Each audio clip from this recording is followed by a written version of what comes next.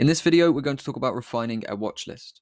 Refining a watch list basically means cutting down to a few trading assets, a few currency pairs, or a few commodities to work with long term in your trading career.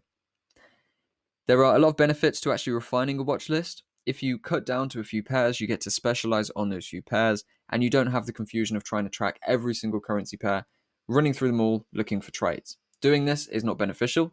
It's best to just stick to a few different currency pairs. They're going to give you enough opportunities each week to actually make profits. So you don't need to be chasing loads, and it's going to cut out a lot of the confusion. So aside from it being a lot more streamlined, there's actually another thing to consider when refining a watch list, and that is going to be timing. Depending where you are in the world, you are probably going to want to trade different currency pairs. That's because of session characteristics and volume. Now, if we look at the charts here, we can see the sessions we just spoke about in the previous video very lightly. We have Asia session, London session, and New York session.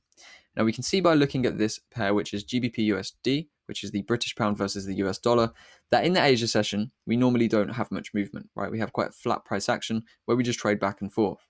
When we then break out to London session, we get a little bit more direction. The London session started here, finished here. It was a clear movement through that session, which would have allowed us to profit one way. Whereas here, we're struggling really, we're going back and forth. The New York session, obviously this day was quite rangy as well.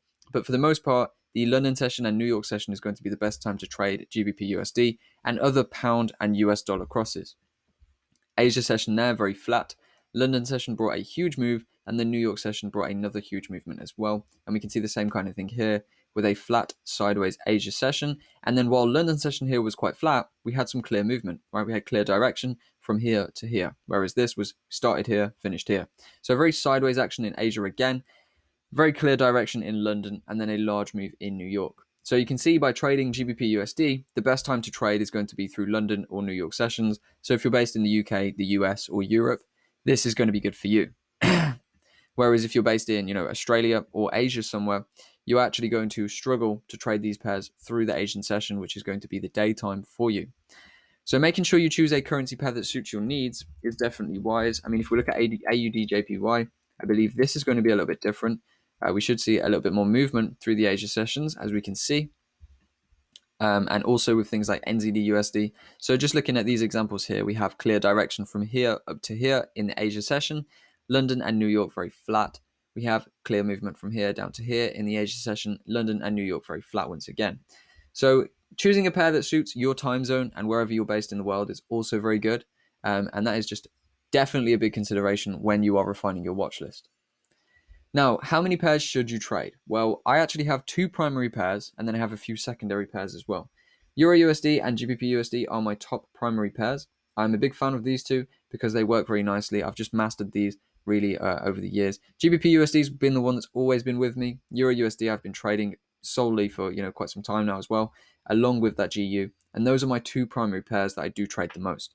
Now, my watch list does adapt over time. I was trading GBP JPY and GBP AUD very heavily last year, or 2020 at the time of recording. And nowadays, I don't really trade those too much. They're very choppy, and I think these are just working best for me. So whatever works best for you, you can obviously just work with. Now, if you do find another currency pair after you've refined your watch list and after you're working with it, and you find a currency pair that you just really like, there is no harm in shifting one of your watch list pairs out and trading it for that one, or just adding it to the list. I think a good amount of pairs to have is between 2 to 5. 5 is a bit of a push. I think best to do what I do here, which is have a couple of secondary pairs, is to have a couple of primary pairs and then a few secondary pairs that you can go to as well. As you can see, the secondary pairs do all cross over with what I have here. So this is Euro USD cross. This is GBP USD cross. So there's the Euro, the dollar, and the pound. And then if we look at some of the other ones, we have AUD USD, which is a USD cross, GBP JPY, which is a GBP cross, and then we have Euro GBP, which is kind of a combo between Euro and GBP there. So they all do kind of correlate, which allows me to keep in tune with the movements they're making. But the most important thing about all of this really is that I have a small little list of pairs that I can focus on primarily, and then a few others that I can go and look at if I want to.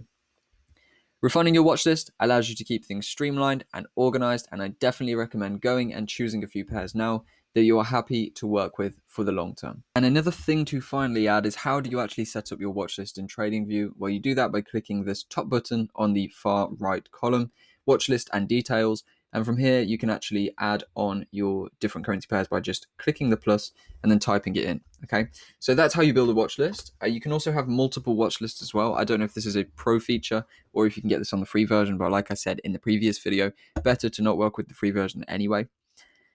As you can see, I have a few lists in here, altcoins, intraday trade, signature, swing trades, and so on. Basically, this allows me to have a crypto list along with my trading list and a few others as well.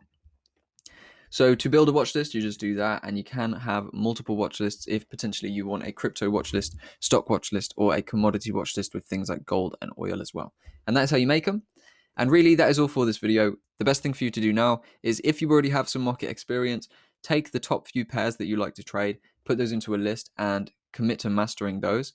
And if you don't, probably just roll with the major pairs. The major pairs are going to be the best for you, if you're new to the market, because they have the best prices for trades.